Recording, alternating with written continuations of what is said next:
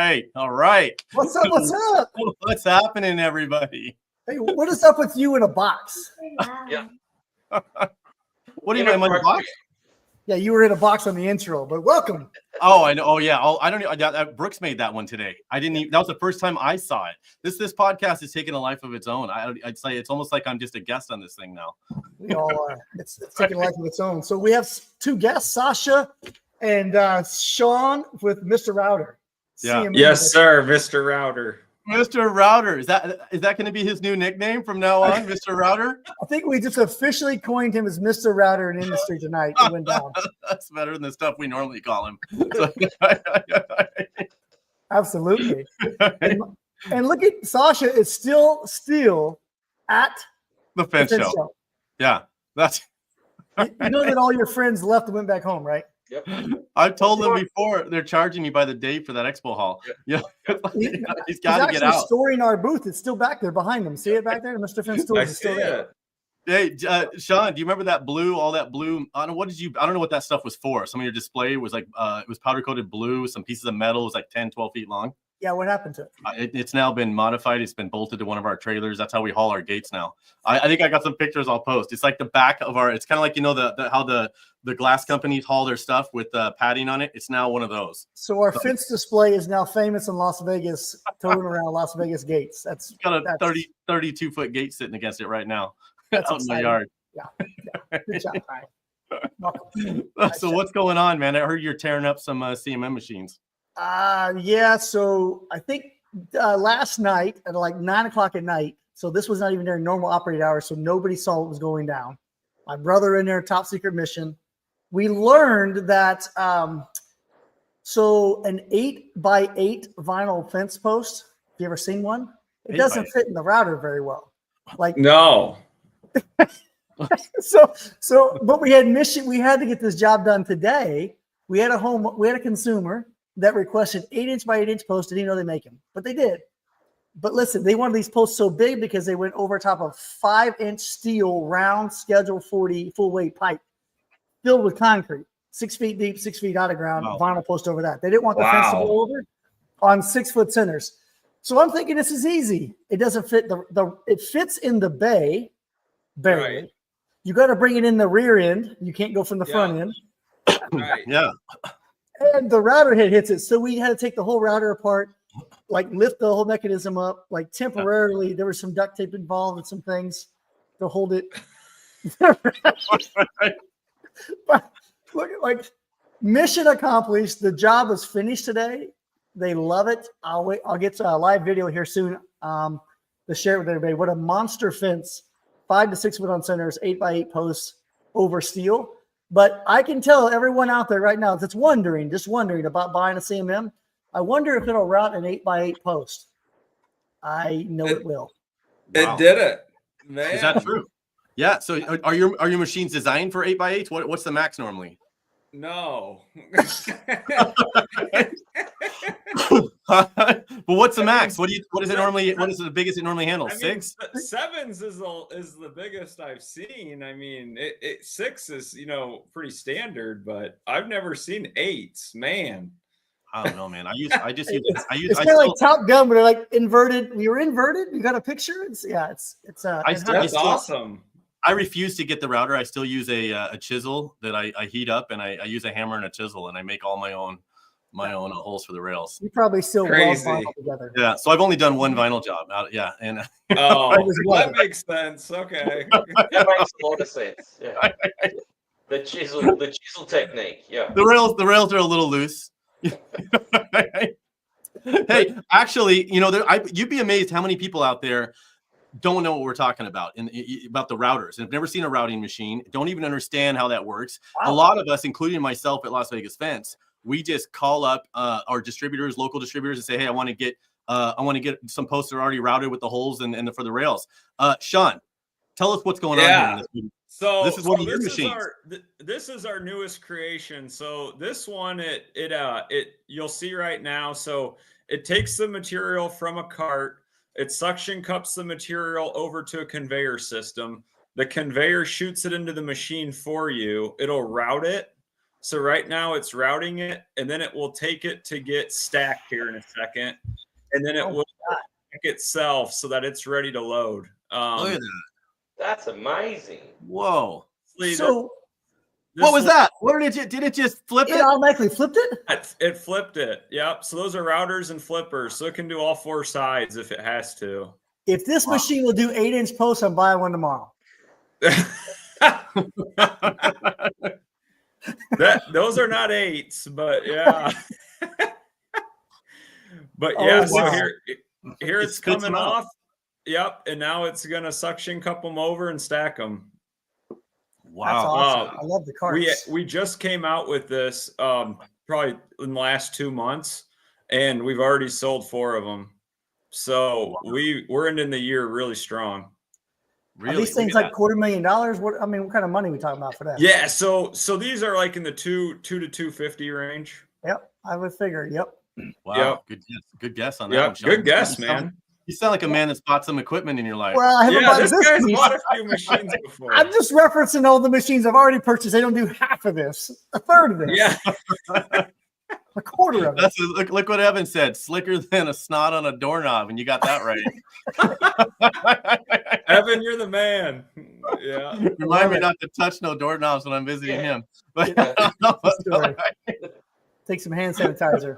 Yeah. so, Sean, give us an overview. What's going on in the episode? This episode, we're going to talk about something I know very little about. Like when someone asks me about automating gates, I'm like, oh yeah, you can automate a gate. Well, what about a walk gate? What? No, you can't have walk gates automated. It can be nowhere near an automated gate. You got to be way over there because people might get hurt and crushed. Yep. But We've we're been going to talk told. about that tonight. Well, I think we've been told because we live in this world of vehicle gates and fence and That's so right. Vehicle gates. when someone says, "Hey, I want to put an operator on a pedestrian gate," we normally go, "Well, you can't do that because we just told you can't do that. It's just not possible.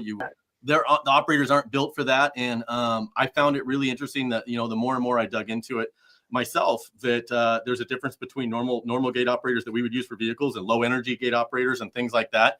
So Or ADA compliant gate. I mean, it makes a lot of sense when you walked it through with me. I'm like, oh yeah, the automatic doors at the hospitals and supermarkets. That's pedestrian gates, is it not? So we'll be talking about that in the episode for sure. And then we're going to be getting into distributorship models and how that's changing and what's been going on in the industry, even in the last couple of years. And we got Sasha here, someone who's been on pretty much every side of it you could imagine, and is still thick and deep in the heat of it. So we're going to be Still stuck at the fence show. Yeah, He can't get out of it. I'm like, where is everyone? I'm still here. Yeah. And we're going to go. So that's gonna be kind of cool. So we're gonna discuss that. It's gonna be a jam-packed episode. We got a special guest coming on, Jim from Lockinox, which is to discuss one of their new units that they got that is, I guess, it's just killing the market out there in Europe and is starting to get over in the U.S. So that'll be exciting. Other than that, man, I think we should just start get this thing going. There's just there's one thing that I think everybody always wants to know, though. What would Brian and Sean say? I do better than that, man. Okay. Oh, this is all you right now. I can tell you right now, 100%. This is all you. Look at me. Holy cow. Look at me. I can't read that. My eyes aren't that good, but look at me get all excited when I see that chain link fence. I do love me some chain link fence. Jason McMillan says, has anyone ran into this on a spec for temp fence? Oh, this might even for Sasha as well. Is it the normal do build it out on stands instead of panels? Is it normal to build it out on stands instead of panels? Yeah, so I think Brian, if I can answer this one, just because we do temp fencing. I think the old school adage you would drive posts in the ground, and there's two styles. There's temp fencing, like being a chain link guy, where they'd use 2.5 gauge 2-inch or 11.5 gauge 2-inch, and they just run it.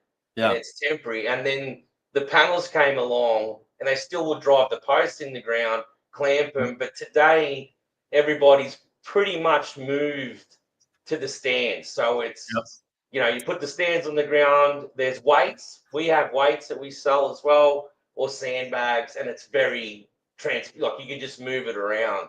So yes, these days, more than not, everybody's sort of moved towards stands. Yeah. So Yeah. I'm gonna be the rebel here because I don't do as much chain link as either one of you. We do some temp fence. We don't drive post and we don't use stands anymore and no weights. All we do is we do a weave. So 15 degrees. I tell the consumer they got to buy a 10% more fence. We go in 2 feet, out 2 feet, in 2 feet, out 2 feet, in 2 feet, out 2 feet. Yep. You can't push the fence over. Oh, It's yeah. unbelievable Yep. how strong it is. No stands, no weight. We're not hauling that shit out there. Yeah. No replacing sandbags. No wind can blow it over. It's kind of crazy, but that was just us trying. I didn't have bags, right? And I like, well, geometry, I can do this, and it Right. freaking worked. And now we haven't looked back. Yeah, Does and anyone I else- agree. We stagger them sometimes. We'll even out here we get wind, and we do a lot of temporary panels out here. And we'll actually sometimes go every so often and just take a panel completely at 90 degrees, Yep. or and sometimes that takes less panels than the staggering. But I what Sasha was saying too was in the beginning, yeah, we drove all the posts in the ground, and a lot of times it was T-posts or whatever anything we could get, right? 1 5/8, whatever it was. We drive them in, and then we just stretch the wire and no tension wire or nothing. And then it went to driving the posts, but every panel. Do you remember when the panels had the round? Yes, It was like 2 3/8. It was like 2 3/8 welded to the end of every panel, and those would overlap, and you drive a post through those. Oh, Yeah. yep, And yep. that would drive straight through, and that was actually pretty secure if you remember that. Then it went to temporary panels, stands where it has the the pieces of 1 inch or whatever it happens to be coming up, and then you use a clamp on each one. So it's actually evolved more than people think. Now we've got, and then we had people that were tripping and suing. A couple of people got sued locally because of the stands with the so then everybody went to like colored sandbags, and then we went from colored sandbags to where now they've got stands where you've got those heavy kind of like flat flanges, weighted flanges that go over the stands. So it's amazing how much temporary panels have changed in the last 10 years. Yeah, so that's an interesting question. So to answer this question, yeah, great question. Let's see what the next one is here. Susan, by the way, if anybody's watching this, we don't get to see these questions before they come out. Susan pulls these from Fence Industry Only group, which is one of our groups on Facebook. So if you're not a member of Fence Industry Only on Facebook, go to Facebook, type in Fence Industry Only, and you'll find it. Sean, you have another great group over there. Fence tool, what is it? Tips, tools, tricks. I never Professional pro fence tips, tools, and tricks. say that 10 times, and then I need to change the name. Sally still Fence seashells group. on the seashore. Yeah, We'll call it the fence group. Hey, this one looks like it's right up in my wheelhouse, man. I geek out on some fence numbers, right? Efficiency ratings and all those type of things. Guys asked the question, how are you guys accurately tracking and figuring out your job costs? Is it paper? Is it Excel sheets? QuickBooks? Looking to try something new this year. We'll have someone in the office 1 day a week. Want to try that? Well, 1 day a week is going to be tough to track all that, but it depends on your volume. Maybe you're only doing a couple fences a week. Maybe it won't be that bad. Pro Fence tips, tools, and tricks. Thank you, Billy Grove, for that one. Here's what we use Excel and we use QuickBooks. So all of the data goes in QuickBooks as far as the revenue of the project and all the man hours and exact costs of labor and our materials are in the QuickBooks. So we can pull out a profit and loss report for the job, but we also track an efficiency rating outside of QuickBooks in Excel. We're looking at things like sections per man hour, the efficiency rating of the crew, the efficiency rating of the sales team member, like how accurately did they sell the job price wise? Did they sell it for enough or not enough? And give them a grade and then give our team a grade. So we use Excel and QuickBooks. Wow. Wait, so you guys are tracking things? That's We look like NASA over here. I think we do less building fence and there's more like we spend more time looking at numbers. Talk If about we would just put in more fence, it wouldn't even matter. overachievers. Numbers. Some Yeah, overachievers, man. Jesus. You don't get an award for tracking stuff, So we actually talked about today. I had a meeting today about increasing what we're tracking even more, like taking the budget. You ever see the big budget that we have? Yeah. We're going to change that into what's called the fence matrix. So now we're going to track everything from lead to appointment ratio, capture ratios, sections per man hour, revenue per man hour, equate into the average size job, production per day. So now you can start tweaking all these different pieces in your business. It's not about just driving revenue or driving net profit, but are you maximizing your resources and don't have too many installers or not enough installers or too many sales or too many leads and not enough leads? too low of jobs where the dollar value is too low that even if they knock it out of the park, you only do a $30,000 job that day. Your other jobs are too big and you don't have the capacity to come down. So all of these things we're going to start adding into the budget. So now you're not tracking just the dollars. There's a whole lot of knobs to be turned to make your fence business profitable. That's Now, interesting. And you do a lot of consulting. So do you think, the tracking, I mean, I love obviously we all love the numbers of knowing, what something costs, but do you think the tracking is more beneficial because you're just trying to get, it helps you get the price down as low as you can and still be competitive? Or is it just to help you be more efficient? What do you think? I think a lot of it gives you confidence in the pricing. So when you go to war with the price, you're not like, oh, I better sharpen my pencil, lower my price and go work for free. When you give a price and you know your numbers and you're confident, this is what it takes for Sean King to build your fence. Right, wrong, Sasha might beat me, Mr. Router might beat me, I don't know, but this is what it takes for me to build your fence. Yeah. And when you get pushback from the consumer, oh, so-and-so's cheaper, we sharpen our pencil, so call it, and we just start giving away profit, and then we work for free. And then we do this over and over and over, and we wonder why we're stressed. We can't grow. We have no cash flow. It all sucks is because we didn't know what to price to begin with. We were literally guessing. So imagine driving to Las Vegas from Indiana, and I have a roadmap. I know I have Google Maps. Tells me how to get there. Can I get to Las Vegas without Google Maps? Yeah, but I may end up in New York first and Florida before some guy points me to go that way, right? So I think it's not about getting the price as low as possible, but being confident with what you're doing so you have less stress and perform better. Maybe that makes sense. I had a question. Yes, sir. One quick question. Do you go over that stuff anywhere? Do you go over it in your academies and all that? Yeah, all of this is what we teach and preach in the academy. The academy is what this is. People think the academy is like fence installation. That's almost like a side gig, if anything. We focus on this part of the puzzle because you can build a great fence and you can do it super fast and go broke even faster. Yeah. Really. Yeah. Okay. So in the academy, we have our own Excel sheet for job analysis, one for sales pipeline, one for fence matrix. Like all that stuff is built in there to help navigate all of this. So you're not on your own trying to figure out what do I track and how do I track it and how do I know it's actually accurate? Yeah. So if you want to learn how to go straight to Las Vegas from Indiana, Sean is your man. If you want to stop by and maybe see Niagara Falls, go to New York or something like that, Brian's Brian's your man. I'll teach you how to have fun on the way too. Hey, I know this question. This Brian T. Frederickson posted this one. Oh, you can't answer the question. I can't. This is going to be a Sasha and Mr. Router question because I've already answered this question too. So take it away. You want to do it, Sean, or you want go for it? You go ahead, buddy. You go first. Both of you. All right. So the question is, you have one day to spend $100K on your business. What do you spend it on? One day. I'd say an F-150 Raptor. Maybe that's gone that fast. No, that's a really good question. I know, Sean, you want to answer that? You're smarter than me. Me? Yeah. So, for me, it'd be, obviously we have to buy all of our. We have to buy all of our, yeah, right. We have to buy all of our materials. So, I would buy material and I'd buy a badass guy who can weld and put together a machine as fast as possible. So I would buy a ton of steel and aluminum, and then I'd spend the money to hire a really good employee who can weld it together and put it together for me, and then I'll go sell them. So that's what I'd do. And I think for me, being a product sort of based company, we definitely look at maybe product development, like finding a product that's maybe a little unique, because people don't realize how much money goes into product development to just launch a new product or a product that's new to our company. But I'd also have a look at our marketing, strategy as well. I think that the two big things for me would be the marketing side and, product development.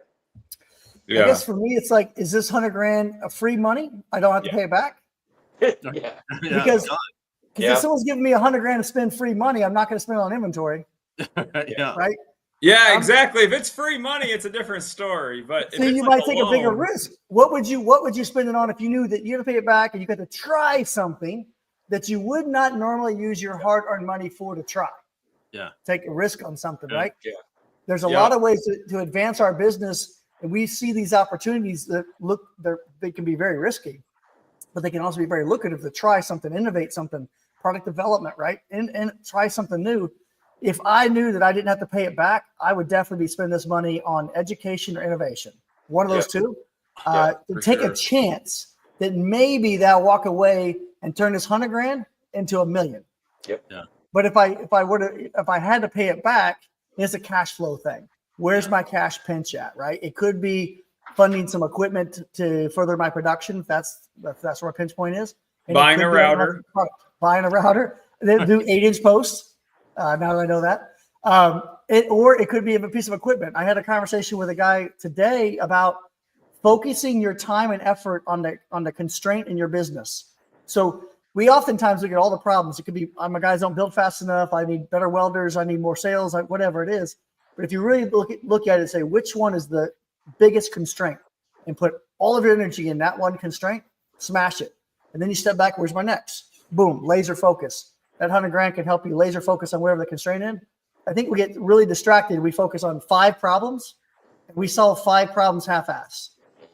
Yep. If we went after one problem and smash it, that's no longer a problem. It's in the back 40. Who's next, right? So yeah, I think I would just I would build the biggest women of FWA booth at the next fence show. Yep. You know, and then take them all out shopping. I don't know. Oh, what a man. I love it. No, I agree with you though, Sean. If it was $100,000 and I just had to spend it on something and it wasn't a loan, you have to pay it back, you had no real accountability for it, then and it wasn't needed for something, drastically, I would take a risk. I would probably take, I'm always trying to start. What's that? I'd try to my wife running. That's one toe wonder over there running back and forth. I would take one of the crazy ideas that I've got going at any given moment, and I would spend $100,000 on marketing just to get it off the ground. Yeah. That's it. You know what I mean? I would buy AdWords and marketing from here to the East Coast, all the way to Europe, and just go for it and see what happened. I love it. Yeah, great question though. That was good. Good job. I'm not saying that just because I asked it, but that was, again, everybody, that was on Fence Industry Only Group on Facebook. So we do want to kind of get into distributorship stuff. Sasha, how's it been going on you, man? I mean, you're a manufacturer. You used to work for a distributor. In case anybody, why don't you recap in case anybody that's just watching this for the first time didn't get to watch part 2, recap a little bit about yourself and about the industry. Yeah, so originally I come from the install side. Fell into fencing in Australia on install, and then when we moved to the States, I did that for I think around 7 years, and then when we moved to the States, I fell into the supply side, and I worked for probably the second or third largest supplier in the country. And then as the industry as it all happened, and I ended up joining forces with another Aussie, and we ended up going off on our own into a direct sale model under Line Fencing and Steel Supply. And I feel like I don't really understand a soapbox, right? I'm not that from the 1920s, whenever soapbox were developed, but I feel like these podcasts are a bit of my soapbox to keep beating this one message out. Yeah. And it's not as pretty as everyone says it is, and everyone's got their own opinion, but I've been in the supply side for a massive corporation, so I know the inside workings, and I feel the message is getting a little bit I don't know, watered down or misinterpreted. So I feel like the truth needs to come out, and from my perspective, if we really care about the industry, it's about servicing everyone. And I think, we're talking about it, but I want to ask you this question, Brian. I think, this is going off from that episode with the 3 of us on there, was I feel somewhere maybe got a little bit misinterpreted by the fact that we're talking about blanketing pricing for everyone. And no, that's not what we're saying. We're saying, and you correct me if I'm wrong, Brian, because I feel like that episode we were talking about the missing justices that fencing people are getting. And I feel like it's true. The reason, and I'll be honest, I'll get on my soapbox. I didn't leave big corporate America because it was doing what was right to fence installers. And don't get me wrong, not everybody's doing it. It's not a beat up moment. It's an education moment, but it's facts. So we got pushed to the side and we're like, hey, I'm an ex-fence installing guy, love fencing. The owner is as well. Like, we just want to service the industry. And it's not about hey, I'm going to give everyone the same price, right? It's about servicing everyone to the grade they're all at. It's like, if I'm the little guy, why can't I buy fence? And I think the real eye-opener for me was I felt like we weren't servicing fence people at all. Like, we were putting people in categories, and I don't feel that's our industry. I don't feel that's how do I be part of a community and service it if I'm telling people, hey, you just started your business in America, which I feel is like the greatest country on earth to start something, but I'm not going to service you. You've got to go to, again, don't misinterpret what I'm saying out there. Yeah. You're sending them to Home Depots and Lowe's, and Home Depot and Lowe's have its place. We all buy things, not knocking that. But if you're a fencing person, why aren't you buying from distribution people in fencing? Yeah. You should be coming to Sasha and Lion and getting a great service and fair pricing. Now, if you're Sean King and you've got a small company and Sean, what are we calling Sean? Router Sean. Router. Router. Right? Yeah, they're going to get different prices, but the service is going to be the same. But Sean King's, yes, he's going to get fair pricing. And I feel like that's where we left off. That I feel that there's maybe a misinterpretation that is a blanket price for everyone.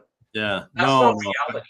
I see what you're saying. Yeah. I mean, I don't think it's ever going to be a case where everybody gets the same price, and it probably shouldn't be. I mean, if you should outgrow the price level you're at as there should be a volume price difference. Yeah, right? But that's it. Yeah. But not because, well, I'm gonna make him a better player in the market than you. No. Yep. I mean, if I buy the same volume, I get the same price as the guy that bought that volume.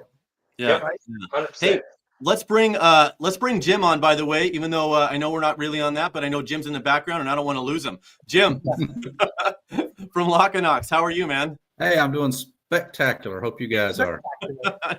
So Jim's from Lochinocks, USA side. So obviously you're in the USA, so we're going to circle back to you, but I want to bring you on because I know you were in the green room there, and I don't want to leave you in there too long. I know we've got drinks and stuff for you guys back there. I was dozing off on the East Coast too. I know.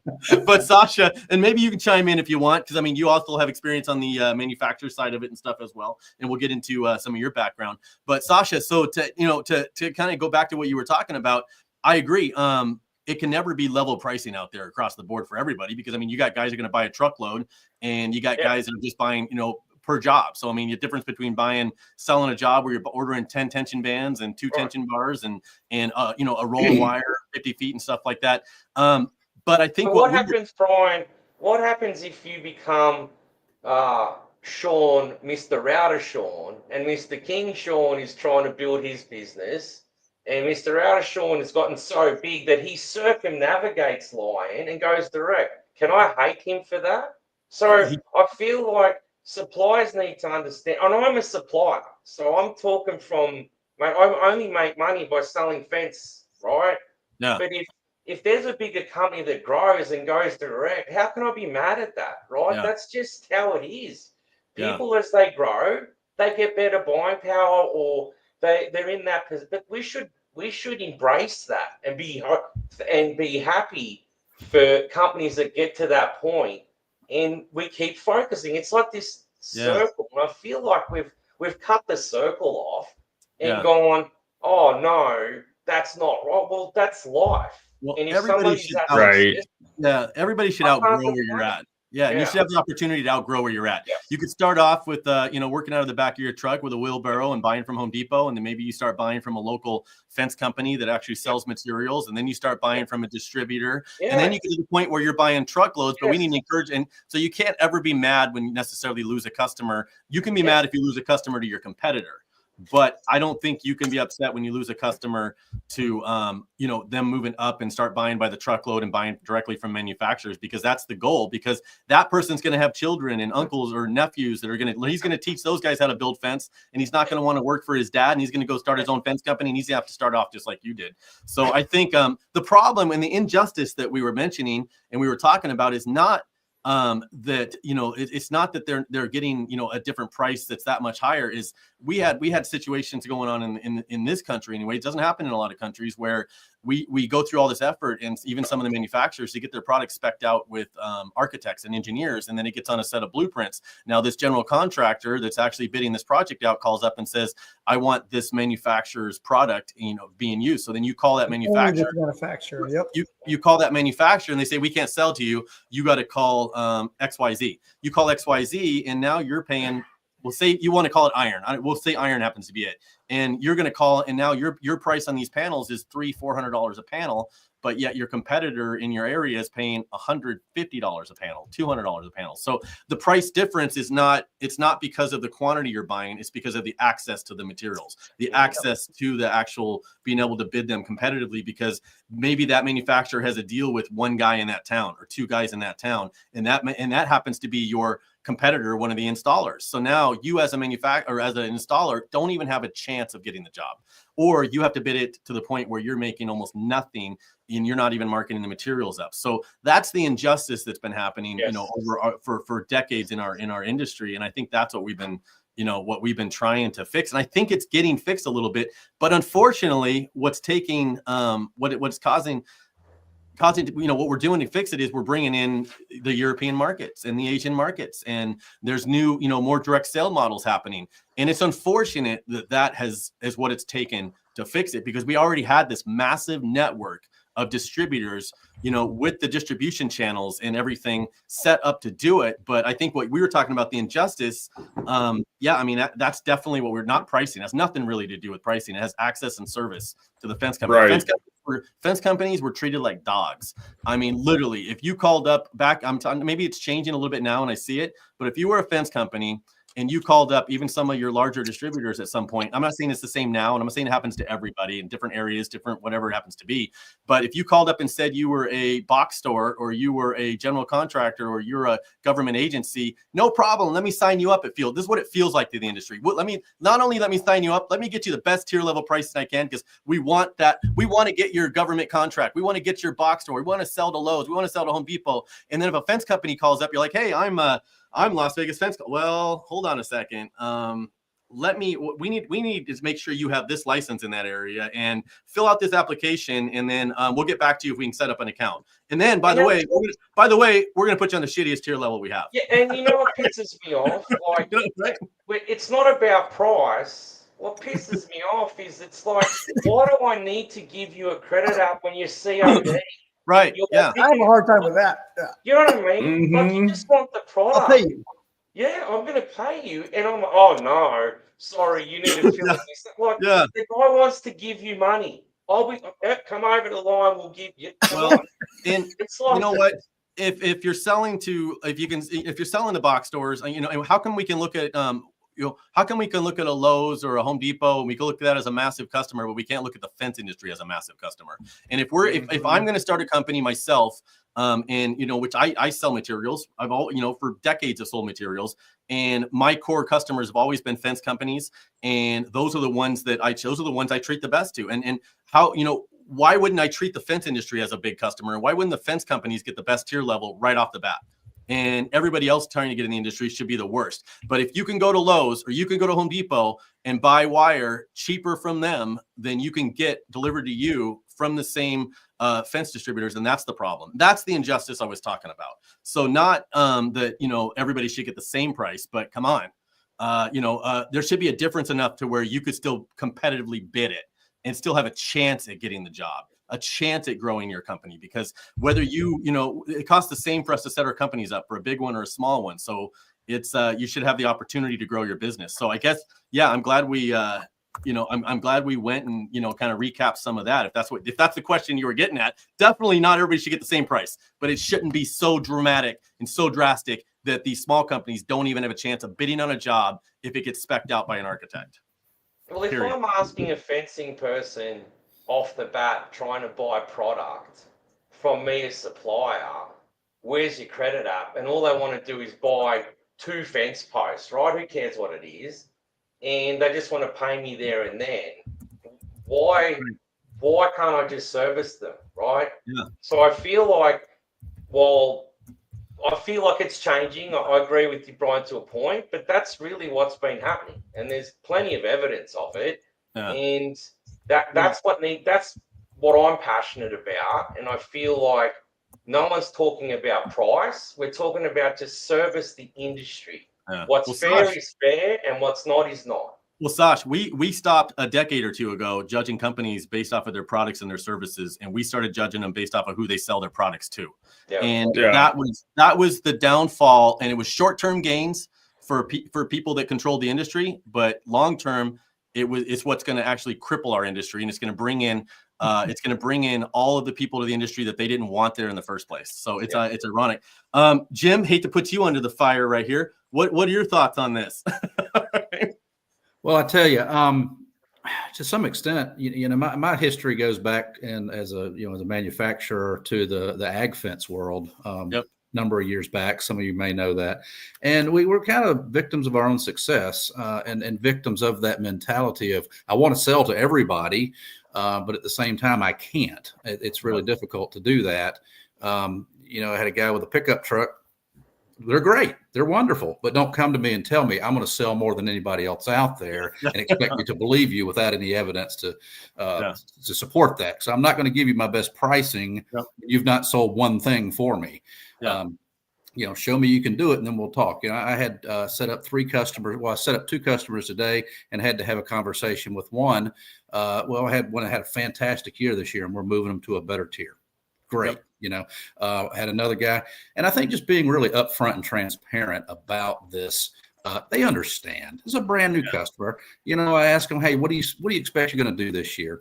And they were pretty straight up and honest with me. And I said, okay, great. We're going to give you the best we can, but I'm not going to give you the best of a guy who's buying $500,000 worth of product from me a year. So yeah, just being transparent is huge.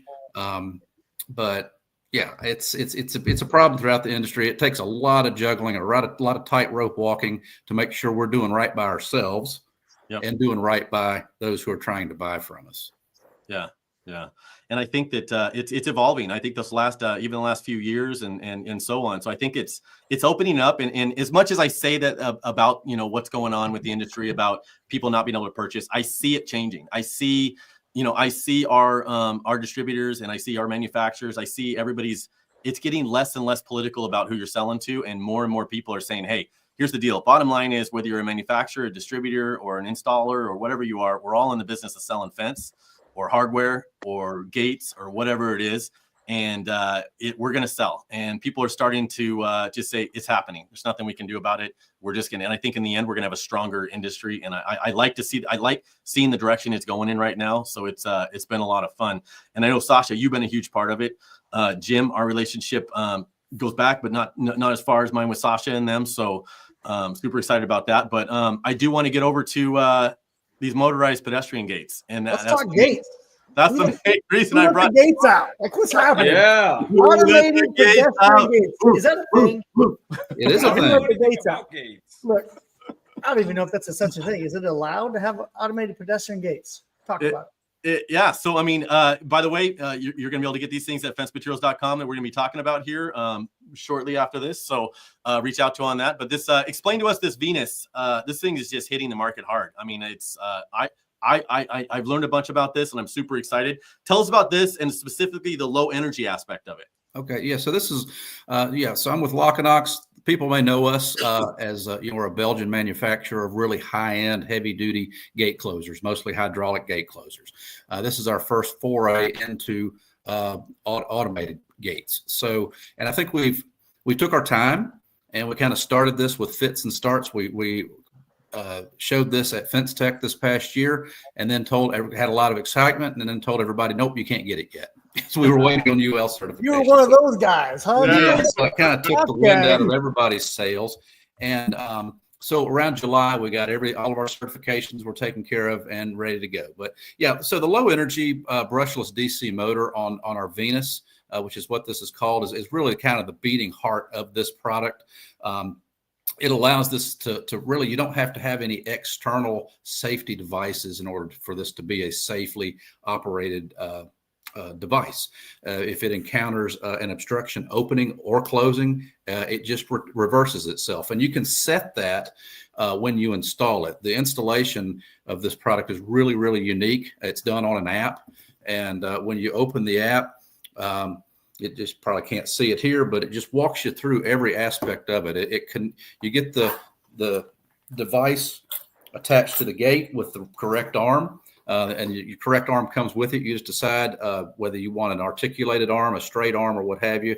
Same price depending on whichever arm you want, and that's depending on if you have an offset gate, you want to open 90 degrees, 180 degrees, so on. Do we have any pictures of this? I'm trying to visualize. You just had one up there just a second ago, Brian. No, did. on a gate. We'll go and Susan will pop one up in a minute of showing it on a gate, the Venus one. So really all you get it on the gate, you get 110 volts to it.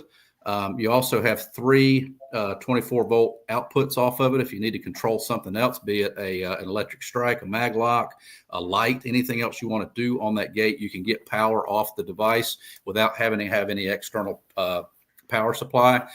You also have 3 programmable inputs. So if you want to program this, again, this is new to me, but these gate automation guys, they understand this. If you want to work it on a keypad, a proximity sensor, a card reader, a touchpad, anything like that, you can program it to do that. But once you get it, you open the app, it communicates by Wi-Fi with the Venus. It asks you a series of questions. How wide is the gate?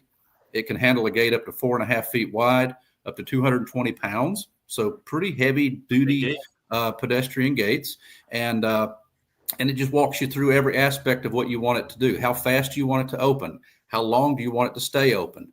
What amount of force do you want it to open with in case you're dealing with wind loads or whatever the case may be? Why can't we make all gate operators control with an app like this? This sounds like a dream.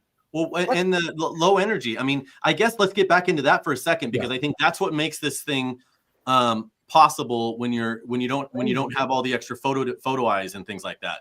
So this is pretty slick. I mean, it's pretty small. Look at that. It just mounts on the side of the post and then attaches to the.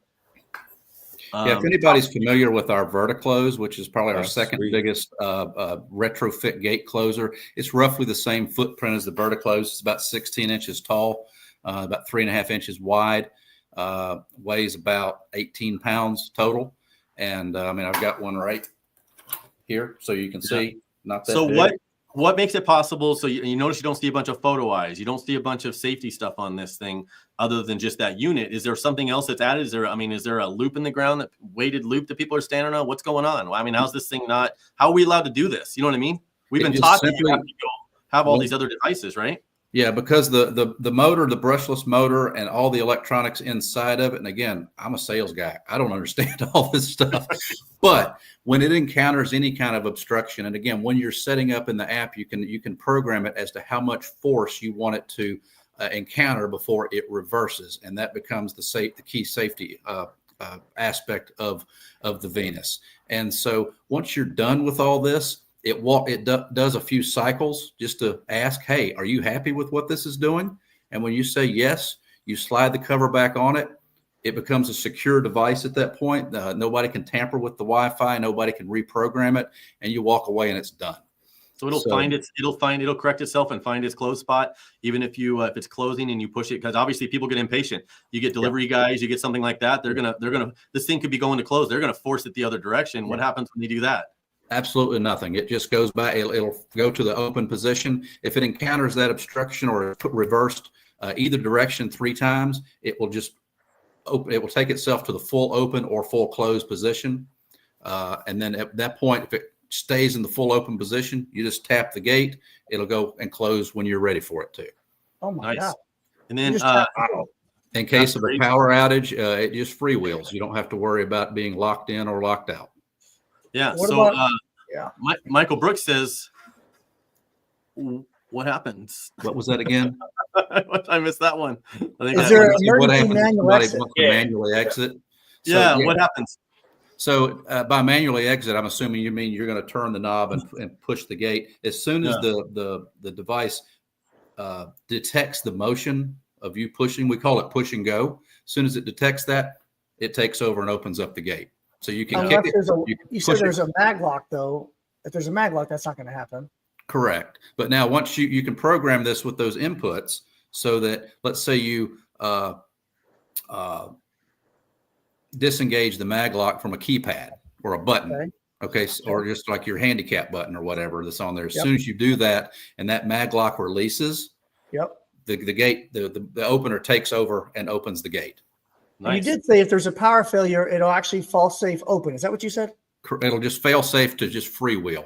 You can do with it whatever you want. Yes. So then Michael's asking a question. How does this work with pools? Is this something that can be used with pools? You got a lot of code compliant things or some liability issues with pools.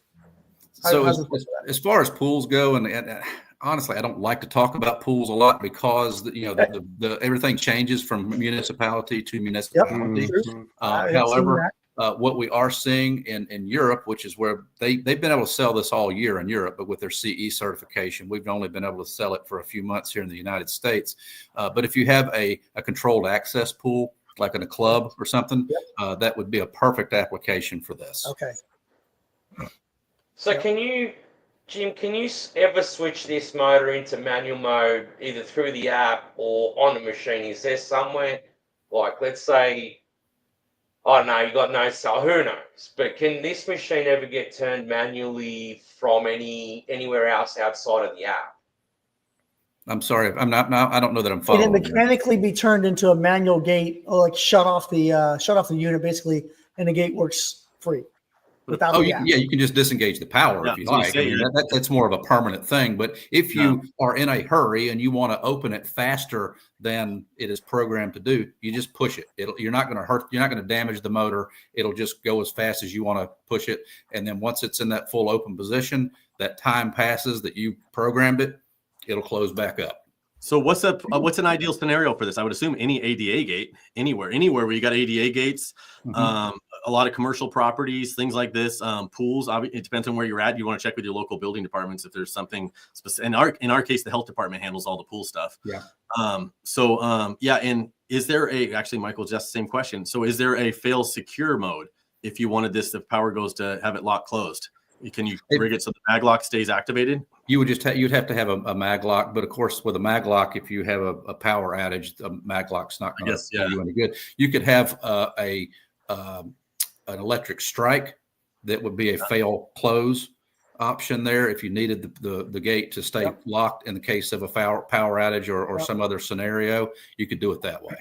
Because the thing's not designed to actually, it needs some sort of latch system. So it's not designed to work without a latch system. So it does need a latch, a positive stop, because the unit you're saying won't really hold it perfectly in line. Not very well. Correct. I mean, it will, because when you set it up, it tells you to open it to the full open position, close it to the full close position. So the unit knows where full open and full close is. However, having a lock is going to keep it where you want it. Yeah, and this would work on. I'm sorry. Would this work on a 4.5 foot wide, 6 foot tall privacy gate? Got some wind load involved in that. Any issues with that? No. Again, because if you have a lock on it of some sort, it's going to stay closed. Oh no! I meant like during the open and close process, high wind. And that's where you would, when you're programming it, you can adjust the amount of force that it closes and opens with to account for wind load. What do you think the average install time is on these that you've seen? Have you heard any numbers back on that? You go out there, power's already stubbed up, excluding running power, obviously, because you don't know how long that's going to take. What do you think the average install time for a fence company or somebody that's doing this to install the actual unit itself? So I built and I think some of you have seen the video that I put in, that I built a tabletop demo of one of these. And again, I'm just a sales guy. I'm not a fence installer. And I actually from zero, from putting the drilling template on there and starting from there, I had it installed in about 20 minutes, wired up and ready to go. Wow. And that includes opening the app, and I'm sure you could do it even faster with some practice. That's fast enough. I don't know about you, Sean. I see some upsells here, huh? I see some So the upsells. question is it work on solar? Because running power can be tricky. But Mhm. if I can put a solar panel off of this thing for that low power usage, now we're getting somewhere. Well, you still got to have 110 to it. That's the only So- thing. Is or you do have to maybe- have AC to it. Well, Even though maybe it's a you could DC get motor. inverters. You could probably get inverters. You could set up some batteries and an inverter and run this Uh, thing. that makes it probably. I'm trying to make it easier. Yeah, That's- you're yeah. going to limit. Brian's going Amish. Yeah, you're going to limit your usability. I mean, it is good for continuous cycles, so it can just run and run and run and run and run. Obviously, if you're charging batteries and converting that to 110 from 12 or 24, get that you're going to yeah. limit. You're not going to get a whole lot of cycles out of it before you deplete that. Okay. I think it's great though if you're out on a project and you know anything that's got ADA stuff and that's getting more and more prominent on these projects where Mhm. you know even the general contractors and everybody else is asking us, hey, what do I do now? We got something else to offer, and why not throw it out there? I mean, if you think about it, I mean, we're getting asked all the time. We do stuff with panic hardwares, and maybe you can put an electric panic bar on it to where this can work, you know, with an electric panic bar as well. So I'd be interested. to see Another neat thing about the electronics in this is that it can be, as we update it, just like an electric vehicle. As we make this better, we can make it better through software upgrades. And so when you log on to your app, when you install the product from new, it puts the latest firmware into it right away. If you go out for a service call and there's firmware that's happened between now and then and now, it will upload that. When I was in Belgium back in March, big question we had for them was, can you put this on the inside, on the non-street side of the gate so it can't be tampered with? And they said, you know, we haven't really thought about that because in Europe, we don't tamper with stuff like that we do in America. And so the very next day, they had an option for that with the articulating arm. Now you can only go 90 degrees when you put it on the inside, but they were able to do that programming upgrade just like that. And it was ready to go and no issues. So yeah, that's the beauty of this, is that we can make this a better product without touching it. Yeah. Hey, Sean, Mr. Finch, Sean. Hey, do you call it a closer or a closure? Right? Do you ever Closure. Let's see. I would say how would you closure. Closure? Yeah. I'm originally from the West Coast. I've just been living in the Midwest with that accent. Closure. So I've always called it CLOSURE, I guess, right? Closure. And then, but the more I always spell it wrong. It's closer. It's an operator. It is, yeah. There you go. Because it's also an been opener. different from us, because everything we've ever done have been hydraulic closers. Now we have something that opens a gate. Well, I mean, speaking of that, I mean, you guys are famous for. I mean, if there's one product you're famous for in the U.S., it's the Mammoth hinge, right? Mammoth, yeah. I mean, those are everywhere, especially on the Now West that's the Coast. closure. Yeah. So hey, Jim, thanks for coming on, man. Sean and Mr. Fence and Mr. Router, Sasha, you guys taking this time away from your evenings and your family. I appreciate you guys coming on, and hopefully everybody enjoyed the. Hold on. What did we do wrong? I want to talk about our next episode next week. What's going on? We would love to hear about that. We're going to have a Christmas party, but I am going to release the StreamYard link in like 2 days. And anybody who wants to come on and just talk to you, you have 4 to 5 minutes to come on and ask John and Brian anything you want. Did you just make this shit up? So I get to come back. I have a plan. We're going to have fun. Oh my God, that's crazy. And all right. You just copy the link, you put it into an internet browser, and like I will have access to your face. I will pop you up on screen, and you can ask Sean and Brian anything you want. Can we do that? I bet this is what's gonna happen. She's gonna forget. She's gonna send me and Brian a bad link. Yep. Everyone else is gonna be in the show but us. We're gonna be over in a different studio, just waiting. It's gonna be like 15. We're gonna be like Sasha at Vince show. It's gonna be it's gonna be What's going on? So Sean, crazy like idea. if you have anything you want to ask them, here's your opportunity to come on and just give them the hardest time on planet Earth. Oh, that sounds like a good time. No script, so you're not gonna send us a script. Or No, nothing there won't be an outline. We'll still do what would Brian and Sean say, but whoever's waiting in the background, I'll pop them up and see if they got something to say about it. You know what? Wow. No red typing. you're gonna have to change it to what would the fence industry say, because it's gonna be pretty damn We'll do interesting. it. There's a We're lot gonna- of people we're out gonna there be that in the would love green to room. see stuff. Yeah, that'll be We're fun. giving it back. I don't know. That's I a think great so. idea. Are you sure we didn't have something else planned for next week? No. We did, but not now. I guess No. not now. Susan, I guess Well, she's running. I don't have to wait to find out on social media because I said it tonight. I beat you. I guess. Boom. All right, Christmas party next week. Everybody's Love invited. This is, I mean, typical FWA style. Fences It's for for the the fences. industry. Everybody's welcome. All right, It's gonna be a party. everybody's welcome. Come Nice one, job, come all. All right. Way to Join steal the show. FWA before you come. That would help us. Join FWA.com. Hey, all right. We will talk to everybody later. Thanks again, everybody. Jim, thanks for coming on. Thank you. Again- Mr. Router, Hey, good seeing you guys. Again, if you're interested in the Venus, fencematerials.com. You're going to be able to pick these things up here shortly. We're looking forward to it. Have a great one, everybody. see you guys. Thanks. See ya. Yeah. Thanks, everybody. Have a good evening. Cheers.